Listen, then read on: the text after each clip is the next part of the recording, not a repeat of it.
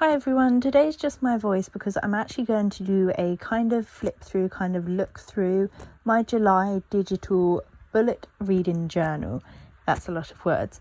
Basically, it was the first time I tried to do a digital journal and I decided to focus it on my reading. I've tried to do it physically in the past but have just kind of given up. So I thought I could have a go with it via my new iPad because then I thought I haven't wasted paper if it goes wrong. This is the first month I've done it, and so it's not perfect. It's not even really finished, but I kind of wanted to show you so you could give me suggestions if you wanted. So yeah, I'm just going to flip through and you can see how it goes.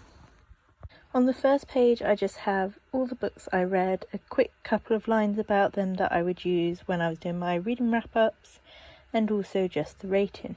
The first page has You Should See Me in a Crown by Leah Johnson. It has my rating and it has a couple of quotes from it. I read this digitally so I could highlight it and take screenshots. I took a lot of screenshots because it was a library book so I couldn't save them. And I haven't actually written anything about it because I just ran out of time. Likewise, on the next page we have This Book is Anti-Racist by Tiffany Jewell. Again, I don't have any writing about it, but you do see one of the activity pages that it had at the end of every chapter where you were encouraged to reflect on your reading and the kind of stuff it was teaching you. Next we have Aurora Burning, which I didn't enjoy and so I have many thoughts on. The first page is just about how everyone was just really, really pretty and hot and everyone fancied everyone, and I just didn't enjoy it. I was eye rolling the whole time about how they were described, and they were meant to be the outcast, but obviously they were still pretty, and that was just the way they were, and it really annoyed me.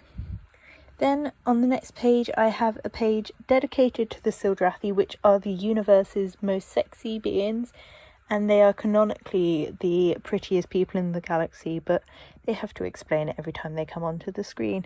Like, there's one character who is amazing and in the middle of battles, and every time he appears they have to explain how he's the most beautiful person they've ever seen. On the next page we have just general awkwardness, things I didn't enjoy and things that annoyed me, like the first time Scarlet appears she talks about her boobs for 3 pages but doesn't call them her boobs, which annoyed me because girls call them their boobs. It felt more like a guy's attempt to sound like a girl and make him sound relatable, and if you enjoyed the humour of the book you'd enjoy this. There was also just general tone and Tyler being amazing stuff that annoyed me, and then there was the convenient parentage or the surprise parentage, and it repeatedly happened.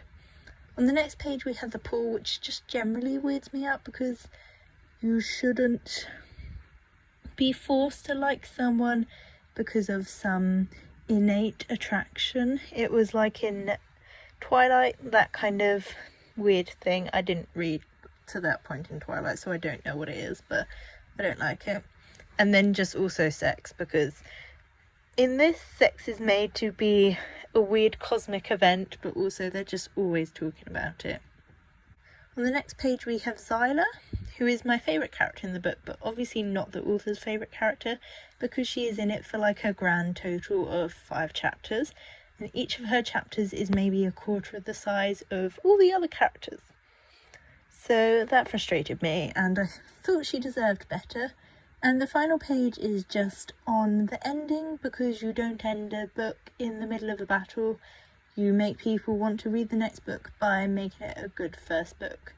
I have so many thoughts on this, and I made so many notes because Sam and I are planning on doing a video or a talk through of the book.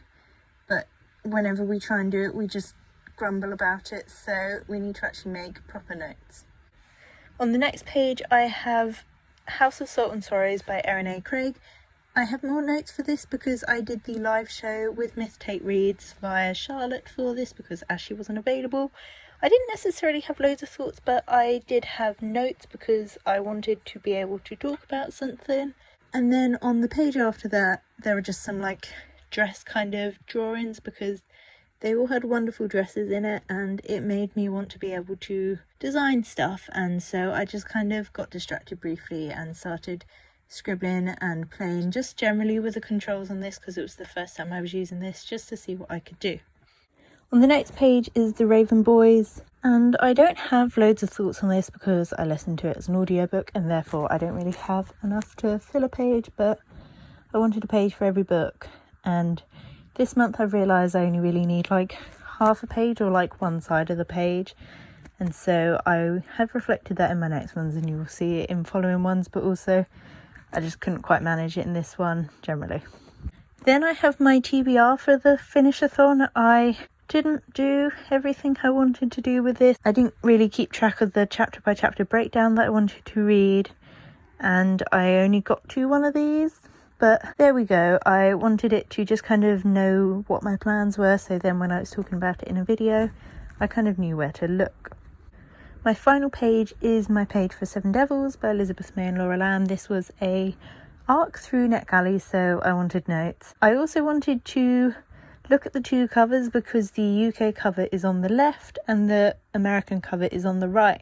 And on the right it has loads of different characters, so I wanted to be like, oh, I wonder which is which. And then I did, and it was quite fun. I enjoyed doing it, and then I realised if you look on both of the authors' Instagram profiles, it has it there. So yeah, that was my brief run through of my July reading journal. I have tried to do this physically before, and I hope by doing it digitally I might be able to keep up with it, because I can just jump in when I'm on my iPad, or I can copy and paste a template from each month. As I go along I may add extra bits, but I just thought I'd show you what I have this month, and if you have any suggestions, please let me know. If you enjoyed it, please consider giving this a like, a comment to let me know you're here, subscribe if you're not already, and I will see you in the next video, or you will actually see me in the next video. Bye!